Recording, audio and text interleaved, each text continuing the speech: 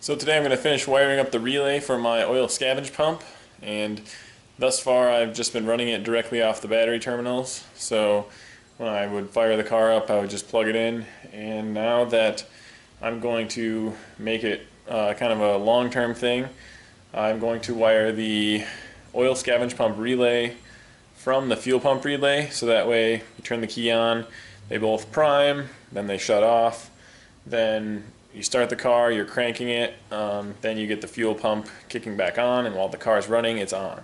That will eliminate any scenario where the car is running and then the oil pump wouldn't be running. So as I've already learned, if I have the engine on and there's oil getting pumped to the turbos and that scavenge pump is off, then I'm going to have a big mess coming out the exhaust. To avoid that, we'll just wire it up to be on when the car is on. Here's my waterproof automotive relay. If you don't know what a relay is, they're not as complicated as you might think. The way to think about it is, in order to turn something on and off, you don't need to flow as much current. So if your component has a large draw on it, you want to run it off the battery, and you want a relay to tell it to turn off and on. So in this case, we'll have them cascaded. The fuel pump relay turns on this relay provides power to the scavenge pump.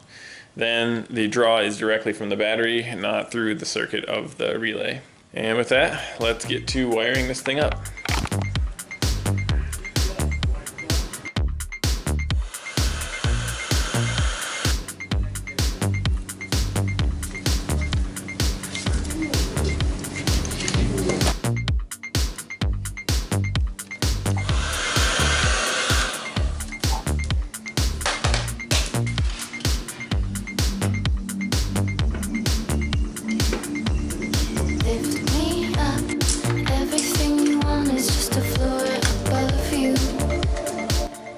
Alright, let's hit the key. And there you heard it turn off once it was primed. So, just one more time.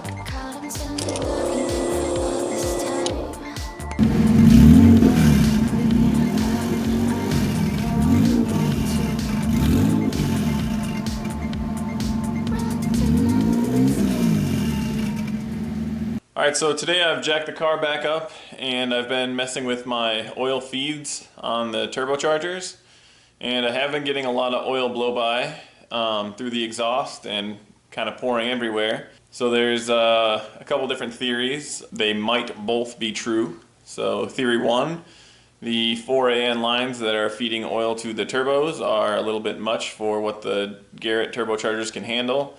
In the 2G DSM application, they were limited, I think, to 2 or 1.8 millimeters. So what I've done is I've got some restrictors that are 1.8 millimeters. I've essentially replaced these guys with a restrictor version of the same thing, and I went ahead and installed those. The other problem could be that the turbos, since they just came off eBay, the oil seals are bad and they're just letting a bunch of oil blow by, which could be the case. Also, it could be both. It could even be that with that much oil going to the turbo, I have destroyed the seals myself. I'll probably have to give it a run now, clean everything out, and then see if it just keeps blowing oil. And if it does, then we'll probably look into either turbo rebuilds or maybe a rebuild kit. It does look like the one on the driver's side is a little bit worse recently than the one on the passenger side. They both have shown a little bit of oil coming out, but more specifically the one on the driver's side. So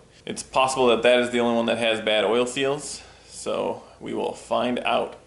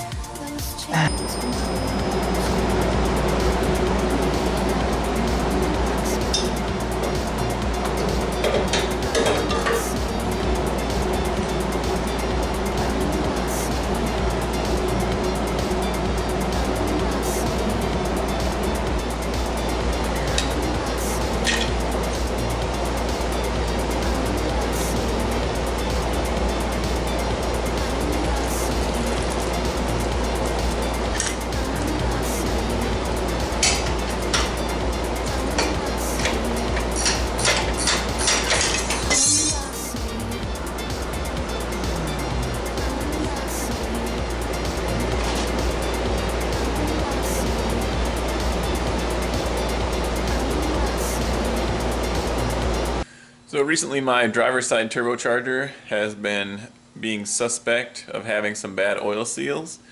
And the first thing that I did was I added the restrictor to it to make sure that I wasn't just over oiling it, which I may have been.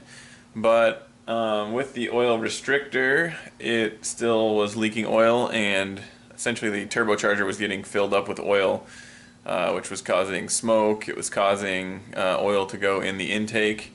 And even when I would shift, there was oil spraying out the blow-off valve. So we definitely had a big oiling problem with that turbo. What I did to remedy that was I ordered another eBay turbo and kind of rolled the dice. This one was locally from a junkyard in Wisconsin, and it actually turns out that it was a pretty good purchase.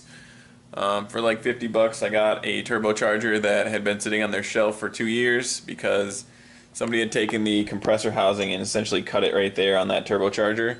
So any like DSM dude was not gonna go buy that turbo to bolt onto their car, especially since it had been modified, or even like anybody that was looking for a used turbocharger, they would have to like weld something on the end of it to make it actually work. Therefore, I was able to make them an offer and get a good deal on it. The thing I didn't really think about was this was a Wisconsin turbocharger, where the other ones that I got both came from, one was Texas, one was California, so non-salt states. The only real hard part was getting the compressor housing off of that turbocharger, and my snap ring pliers, they are pretty nice, but they actually got a little bit bent when Jordan and I were applying some force to them. Instead, I decided that I would try to hack up the compressor housing to remove it, and I'll show you what's left. There's not very much left of the compressor housing. So I actually just sliced it right in half, and then to actually get it off, I had to cut it this way and this way, and then once we kind of got it close to the metal of the cassette, we pried it up there and it broke right off. And now the 2-2 from that allowed us to extract the cassette, which is in fairly good shape. Essentially, I've paid 50 bucks to get a working cassette and replace the one that I have.